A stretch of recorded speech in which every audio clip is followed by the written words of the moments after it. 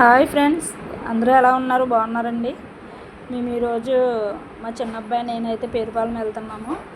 మీకు ఈ మామిడి తోటలన్నీ కూడా చూపించడం జరుగుతుంది కదండి. ఇవన్నీ కూడా తోటలు అన్నమాట. మనకి పచ్చడి అవి పెట్టుకోవాలన్నా చెయ్యాలన్నా ఇక్కడ పేరుపాలెం వచ్చి చెట్ల దగ్గర కోయించుకొని తీసుకెళ్ళి మరి పచ్చడి పెట్టుకుంటారండి. ఇదంతా పేరుపాలెం అన్నమాట. రోడ్డు ఇదన్నీ కూడా ఆ పక్కన ఈ పక్కన కూడా తోటలే ఉంటాయండి. మామిడి తోట అన్నమాట. చూడండి, కాయలు అయితే భలే ఉన్నాయండి. చెట్టు నిండా కాయలు ఉన్నాయి. మాకైతే చాలా సంతోషం అనిపించింది. చూడండి, ఇప్పుడు ఇంకా ఇంకా బాగున్నాయి. ఇక్కడ మామిడి పళ్ళు కూడా అమ్ముతారండి. మామిడి పళ్ళు అవి కూడా చాలా టేస్ట్గా ఉంటాయి.